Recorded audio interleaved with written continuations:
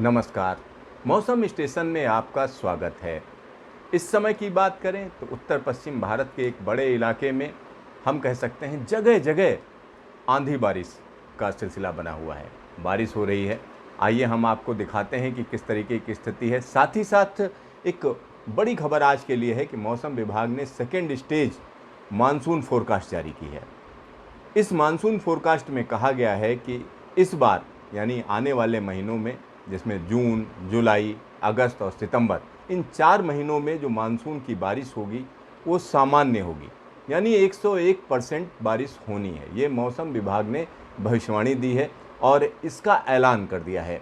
और यहाँ पर हम आपको बताएंगे ऐसा क्यों कहा गया कि मानसून सामान्य रहेगा, उसके पीछे क्या कारण है, क्या चीज़ें हैं जो इस मानसून को मजबूत बना रही हैं। तो आइए हम शुरू करते हैं। यहाँ पर सबसे पहले हम आपको दिखा रहे हैं कि इस समय देश में क्या चल रहा है। ये वेस्टर्न डिस्टर्बेंस का एक सिस्टम हम कह सकते हैं दिल्ली होते हुए पश्चिमी उत्तर प्रदेश, फिर पूर्वी उत्तर प्रदेश में बारिश देता हुआ इस समय अब यहाँ पर बिहार में पहुँचा हुआ है। बिहार के गया से लेकर ऊपर तक, यानी उत्तर बिहार तक जो है ये बारिश दे रहा है, तेज़ हवाएं दे रहा है। तो इस तरीके की स्थिति बनी हुई है। और मध्य भारत में देखें तो यहाँ पर ये सिस्टम बना हुआ है। और पूर्वोत्तर भारत की बात करें तो पूर्वोत्तर भारत में भी यही एक्टिविटी चल रही है। लेकिन यहाँ पर जो ये एक्टिविटी चल रही है कि पश्चिम से पूरब की तरफ बादल जा रहे हैं, आप देखिए किस तरीके से पश्चिम से पूरब की तरफ जा रहे हैं। तो इसके पीछे मानसून नहीं है बल्कि वेस्टर्न डिस्टर्बेंस है। और शायद यही वजह है कि तमाम लोग आशंकित हैं कहीं इस बार मानसून ऐसा ना हो कि ख़राब हो जाए, क्योंकि अभी तक की जो स्थितियां हैं, अगर वेस्टर्न डिस्टर्बेंस स्ट्रांग है उत्तर पश्चिम भारत में तो लोगों में आशंका घर कर रही है। दूसरी चीज़ ये है कि केरल में अभी भी मानसून ने दस्तक नहीं दी है। हालांकि मौसम विभाग का कहना है कि 3 जून तक वहां पर मानसून का सर्कुलेशन स्ट्रांग हो जाएगा और ऐसी उम्मीद की जा रही है कि केरल में मानसून सक्रिय हो जाएगा। तो ये 2 बड़ी चीज़ें हैं। और इस दौरान जो आज मौसम विभाग ने ऐलान किया है, हम आपको दिखाना चाह रहे हैं किस तरीके की घोषणा की। तो चलिए आइए हम आपको दिखाते हैं कि क्या स्थिति है।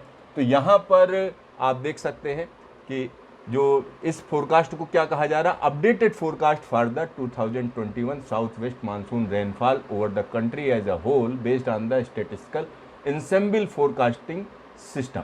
तो यहाँ पर जो हम आपको दिखा रहे हैं ये अपडेटेड फोरकास्ट बोला जा रहा है। क्यों बोला जा रहा है? क्योंकि 16 अप्रैल को मौसम विभाग ने पहली फोरकास्ट जारी की थी जिसमें कहा गया था कि 96% से लेकर 104% तक मानसून रहेगा, यानी सामान्य मानसून रहेगा। लेकिन यहाँ पर क्या है, प्रोबेबिलिटी के हिसाब से, यानी जो गणनाएं की जाती हैं उसमें ये कहा गया कि किस तरीके से मानसून इस बार सामान्य रहेगा। तो यहाँ क्या कहा गया, डिफिशियंट रहेगा। ये सिर्फ 8% चांस है। 8% मतलब 100 में 8% चांस है कि डिफिशियंट रहेगा।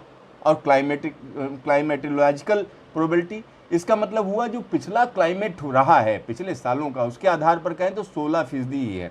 लेकिन बिलो नॉर्मल की जब हम बात करते हैं तो 18% इंडिकेटर कह रहे हैं कि बिलो नॉर्मल रहेगा। और क्लाइमेटोलॉजिकल प्रोबेबिलिटी के आधार पर 17% इंडिकेटर कह रहे हैं कि ये बिलो नॉर्मल रहेगा। लेकिन यहाँ पर सबसे बड़ी जो संभावना है वो नॉर्मल रहने की है। क्या कहा जा रहा है कि जो बारिश है वो कितनी रहेगी, 96 से 104% लॉन्ग पीरियड एवरेज, उसके यानी नॉर्मल रहने की बात की जा रही। 40% प्रोबेबिलिटी है इसमें, हम कह सकते हैं फोरकास्ट जो की गई है। लेकिन क्लाइमेटोलॉजिकल प्रोबेबिलिटी यानी पिछले डेटा के आधार पर देखेंगे तो 33% ये बात कही जा रही। एबव नॉर्मल की यहाँ पर जो फोरकास्ट दी गई है उसमें 104 से 110% के बीच में रेनफॉल रेंज रहने की बात कही जा रही। और 22% इस बात के भी चांस हैं कि एबव नॉर्मल रहे मानसून। और क्लाइमेटोलॉजिकल प्रोबेबिलिटी कह रही है 16%। इसी तरीके एक्सेस की जब हम बात करते हैं यानी 110% मानसून रहने की जब बात या इससे ज़्यादा रहने की बात, वो 12% प्रोबेबिलिटी है और 17% इसमें क्लाइमेटोलॉजिकल प्रोबेबिलिटी है। तो ये सारी प्रोबेबिलिटी अगर हम जोड़ लेते हैं, यानी यहाँ पर 40, 22 और 12, मतलब हुआ कि ये 34 और 40, तो कुल मिलाकर हो गया 74%। यानी एक बड़ी प्रोबेबिलिटी है ये है कि मानसून सामान्य या इससे ज़्यादा रहने की संभावना है पूरी तरीके से। और जिस एलपीए की हम बात कर रहे हैं लॉन्ग पीरियड एवरेज की हम जब बात करते हैं तो 1961 से लेकर 210 के बीच में जो पूरे देश भर में जो बारिश होती है मानसून के दौरान, उसका एवरेज 88 सेंटीमीटर है। 88 सेंटीमीटर की बारिश मानसून से होती है। तो ये एक बड़ी बात है, क्योंकि 74% चांसेस इस बात के हैं कि इस बार मानसून सामान्य या सामान्य से ज़्यादा रहने की संभावना है, जिसमें एक्सेस मानसून की भी बात कही जा रही है। ये सारे मॉडल्स जो है स्टैट्स के आधार पर बनाए जाते हैं, तमाम चीज़ें इसमें इन्वॉल्व होती हैं किस तरीके से। उसमें जो सबसे बड़ी चीज़ है वो हम कह सकते हैं इंसो कंडीशन, यानी हम कह सकते हैं पैसिफिक में क्या तापमान रह रहे हैं। जब हम मानसून की बात करते हैं तो मानसून ग्लोबल सिस्टम है, वो ऐसा नहीं कि भारत में पैदा होता है। वो कहाँ से शुरुआत होती है, उसकी शुरुआत विषुवत रेखा से होती है, और ख़ास तौर पर ऑस्ट्रेलिया के पास में जो डार्विन करके एक ऑब्जर्वेटरी है, वहाँ से भी उसका भी हम कह सकते हैं डेटा लिया जाता है। तो चिली, जब हम साउथ अमेरिका की बात करते हैं तो चिली के पास का जो समंदर है उसकी सरफेस का तापमान क्या है, यानी सी सरफेस तापमान क्या है, उसके आधार पर भविष्यवाणी की जाती है। आपने कई बार सुना होगा ला नीना अल नीनो, यानी ला नीना मतलब वहाँ जो पैसिफिक है, पैसिफिक के सरफेस का तापमान कम है, पैसिफिक ठंडा है तो उसको ला नीना बोलते हैं। अगर गर्म है तो कहा जाता है अल नीनो। लेकिन इस बार की जो स्थिति है उसको देखते हैं, क्या भविष्यवाणी की है, किसके आधार पर ये बात कही जा रही है। तो यहाँ हम देख सकते हैं लेटेस्ट जो ग्लोबल एसएसटी डिपार्चर्स हैं। एसएसटी का मतलब सी सरफेस टेम्परेचर और इंसो कंडीशंस ओवर पैसिफिक। तो यहाँ जो आप मैप में जो इलाका देख रहे हैं, ये देखिए, ये प्रशांत महासागर का एक इलाका है जो हम कह सकते हैं दक्षिण अमेरिका से लेके ऑस्ट्रेलिया के पास तक का है। यहाँ पर जो समंदर में तापमान रहते हैं उससे हमारे देश का मानसून प्रभावित होता है। तो यहाँ पर जो भविष्यवाणी दी गई है, यानी 25 अप्रैल से लेके 22 मई तक के बीच का जो तापमान है, अगर हम उसकी बात करें तो इसमें अलग अलग मॉडल्स हैं जो बताते हैं कि क्या स्थिति है। तो यहाँ आप देख सकते हैं नीनो 4 की बात, ये मॉडल्स की बात हो रही है। तो यहाँ कुल मिलाकर कहा जा रहा है कि अभी न्यूट्रल कंडीशंस हैं, यानी ना ऊपर है ज़्यादा ना नीचे है, मतलब न्यूट्रल कंडीशंस हैं। तो ये एक हम कह सकते हैं कि अच्छी बात है। और यहाँ पर दूसरे मॉडल्स की बात करें तो यहाँ अलग अलग मॉडल्स की बात की जा रही है। जो ब्लू आपको दिख रहा है उसमें कहा जा रहा है ला नीना, यानी ज़्यादातर प्रोबेबिलिटी है कि ला नीना की कंडीशन है, और ये अब धीरे धीरे हम कह सकते हैं न्यूट्रल की तरफ जा रहा है। तो यहाँ पर अलग अलग चीज़ों को दिखाया गया है, तमाम मॉडल्स जो दिखा रहे हैं किस तरीके से तापमान, तो न्यूट्रल की तरफ जो कॉन्सेंसस है। और एक और चीज़ जो इस मानसून का निर्धारण करती है वो है Indian ocean dipole. Indian ocean dipole का मतलब हुआ कि अरब सागर में जो समंदर का तापमान है और बंगाल की खाड़ी में जो समंदर का तापमान है उसके बीच में डिफरेंस कितना है, क्योंकि आमतौर पर अरब सागर को ठंडा रहना चाहिए और बंगाल की खाड़ी को गर्म रहना चाहिए। अब आप कहेंगे इससे क्या फ़र्क पड़ता है? जब समंदर गर्म है तो इसका मतलब हुआ वहाँ से हवा ऊपर उठेगी, हवा ऊपर उठेगी तो क्या होगा, जो ठंडी जगह है मतलब अरब सागर से जो हवाएं हैं वो प्रायद्वीप को पार करके बंगाल की खाड़ी की तरफ चलेंगे, एक मोमेंटम बनेगा। तो इसको पॉजिटिव माना जाता है अगर इस तरीके की स्थिति। अगर उल्टा है, यानी बंगाल की खाड़ी जो है ठंडी है, अरब सागर गर्म है, तो क्या होगा, ये जो फोर्स है ये कम हो जाएगा। इसको इंडियन ओशन डाइपोल बोलते हैं, और ये डाइपोल एक महत्वपूर्ण भूमिका निभाता है, तो उसकी भी गणना की जाती है। और इस समय की क्या स्थिति है उसके बारे में भी देखते हैं, तो मौसम विभाग इसको भी कंसीडर करता है। अब एक और चीज़ है, अगर बंगाल की खाड़ी की बात करें तो वहाँ तापमान ज़्यादा क्यों रहता है, क्योंकि भारत की ज़्यादातर नदियाँ, यानी उसका जो फ्रेश वाटर है वो सीधा सीधा जाके बंगाल की खाड़ी में गिरता है। और अरब सागर की बात करें तो वेस्टर्न घाट की छोटी छोटी नदियाँ और साथ ही साथ नर्मदा जैसी बड़ी नदी जाती है, लेकिन उतना ज़्यादा पानी का फ्लो नहीं होता है। लिहाजा वहाँ पर हम कह सकते हैं जो तापमान बढ़ाने वाले जो कारक हैं वो नहीं हैं।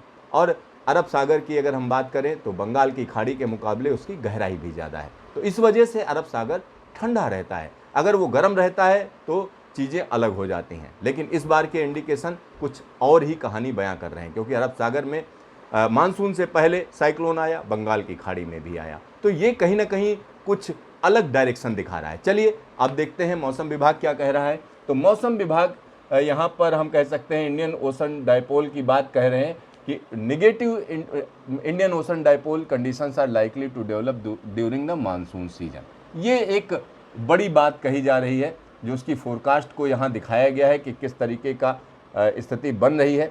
तो निगेटिव है तो ये बहुत अच्छा नहीं माना जाता है, यानी निगेटिव है तो इसका मतलब ये हुआ कि मानसून के लिए थोड़ा सा ये चिंताजनक चीज़ है। तो यहाँ अब हम समराइज कर देते हैं। La Nina condition which peaked in November last year started weakening in the early part of the 2021 turned into the neutral ENSO condition by the end of April 2021। मतलब अप्रैल के ख़त्म होते होते ये अब न्यूट्रल कंडीशन पहुंच गई हैं ला नीना को लेकर। Presently neutral ENSO condition are seen over equatorial Pacific along with substantially warmer subsurface temperature over the region. Atmosphere pattern also reflect neutral ENSO condition. तो न्यूट्रल ENSO कंडीशन है, मतलब negative नहीं होगा तो positive भी नहीं करेंगे ये लोग। दूसरी चीज़ है latest MMCFS and other global model forecast indicate neutral ENSO condition will continue during the upcoming monsoon season. यानी ये पूरा मानसून सीजन एक हम कह सकते हैं न्यूट्रल कंडीशन में निकल जाएगा। At present neutral Indian ocean dipole conditions are prevailing over Indian ocean. तो यहाँ पर दो चीज़ें महत्वपूर्ण हैं। अगर हम बात करते हैं इंसो की, तो इंसो न्यूट्रल रहने की बात कही जा रही है। तो ये कुल मिलाकर मानसून के लिए उल्टी चीज़ नहीं है, मतलब मानसून का नुकसान नहीं करेगी। दूसरी चीज़ तरफ क्या है कि अगर हम इंडियन ओशन डायपोल की बात करें तो उसको निगेटिव रहने की बात कही जा रही है। आने वाले दिनों में वो निगेटिव हो जाएगा, अभी न्यूट्रल है, लेकिन अगर निगेटिव होता है तो क्या करेगा वो, यानी मानसून पर थोड़ा सा ब्रेक लगाएगा। तो कहीं ना कहीं हम कह सकते हैं सामान्य की तरफ इशारा कर रहा है ये दोनों कंडीशन मिलके कि मानसून सामान्य रहेगा। तो ये तो बात हुई दुनिया भर की जो बात की जा रही है उसके हिसाब से। चलिए आगे हम आपको बताते हैं कि क्या स्थिति रहने जा रही है। तो यहाँ पर कई चीज़ें हैं जिनको लेकर मौसम विभाग ने बात कही है, किस तरीके की रेंज रही है तो हमने आपको बता ही दिया है। और अब यहाँ पर कंट्री एज अ होल जो इंसेम्बल फोरकास्टिंग एक दूसरा जो तरीका है उसके हिसाब से भी ये कहा जा रहा है कि 101% मानसून नॉर्मल रहेगा। और यहाँ पर हम कुछ और चीज़ें दिखा रहे हैं। जब पूरे देश की जब हम बात करते हैं मल्टी मॉडल के हिसाब से, तो यहाँ जो फोरकास्ट की गई है उसमें अलग अलग इलाकों को आप देख सकते हैं। जो एबव नॉर्मल रहने वाले इलाके हैं वो ब्लू कलर से, यानी यहाँ पर जो ब्लू कलर वाले इलाके हैं वो एबव नॉर्मल बारिश होगी, और जहाँ पर येलो है वहाँ पर बिलो नॉर्मल। तो आप समझ सकते हैं पश्चिमी उत्तर प्रदेश का एक हिस्सा जिसमें बिलो नॉर्मल रहेगी। साथ ही साथ बिहार के लिए बिलो नॉर्मल रहने की भविष्यवाणी मौसम विभाग कर रहा है। अगर हम नॉर्थ ईस्ट इंडिया की बात करें वहाँ पर भी बिलो नॉर्मल रहने की बात कही जा रही है। केरल की बात करते हैं बिलो नॉर्मल मानसून रहेगा, कर्नाटक में बिलो नॉर्मल मानसून रहेगा। तो ये स्थिति हम कह सकते हैं बताई गई है अलग अलग जगहों के लिए। तमिलनाडु में तो वैसे ये मानसून बहुत ज़्यादा बारिश नहीं देता है, लेकिन जो भी बारिश देता है उसमें भी कमी रहेगी। इसी तरीके से हम कह सकते हैं कि जो महाराष्ट्र के इलाके हैं, मराठवाड़ा खास तौर पर, वहाँ पर भी बिलो नॉर्मल रहने की बात बताई जा रही है। तो ये स्पेशल डिस्ट्रीब्यूशन की बात की गई है। इसके अलावा अगर हम देखते हैं तो ये कहा जा रहा है कि जून रेनफॉल कैसी रहेगी उसकी अगर हम देखें तो राजस्थान में जून के दौरान मानसून अच्छा नहीं रहेगा। मतलब मानसून की बारिश वैसे भी जून में राजस्थान में अच्छी नहीं रहती, लेकिन फिलहाल मौसम विभाग ने कहा है कि एकदम जो है अच्छी बारिश नहीं रहेगी। साथ ही साथ कश्मीर में तो वैसे यानी मानसून नहीं पहुंचता है, तो वहाँ भी कम बताया गया है। साथ ही साथ तमिलनाडु के लिए भी कम बताया गया है, और यहाँ पर हम कह सकते हैं केरल के लिए भी वही बात कही गई है। आंध्र प्रदेश की बात करें तो आंध्र प्रदेश का वो हिस्सा जो तेलंगाना के ज़्यादा पास है, वहाँ पर भी कम बारिश रहेगी। नॉर्मल बारिश होने की जून में जो बात कही जा रही है मध्य प्रदेश और साथ ही साथ पूर्वी उत्तर प्रदेश, और हम कह सकते हैं कि शिवालिक का इलाका जो उत्तराखंड का है वहाँ पर, और इसके अलावा बिहार में जून में अच्छी बारिश रहेगी, झारखंड में अच्छी रहेगी, उड़ीसा में अच्छी रहेगी, पश्चिम बंगाल में अच्छी रहेगी। तो इन इलाकों में, जिसमें अगर हम छत्तीसगढ़ की बात करें तो वहाँ पर भी वही स्थिति रहेगी। तो ये एक हम कह सकते हैं बड़ी बात कही जा रही है, क्योंकि इस बार सेंट्रल इंडिया की बात करें तो सेंट्रल इंडिया में अच्छा मानसून रहने की बात मौसम विभाग कह रहा है। सेंट्रल इंडिया में अच्छा रहेगा, और अलग अलग इलाकों के लिए जो भविष्यवाणी की गई है उस पर नज़र डालें तो यही कहा जा सकता है मानसून इस बार सामान्य रहने जा रहा है। तो देखते रहिए मौसम स्टेशन, फिर मिलेंगे दोबारा।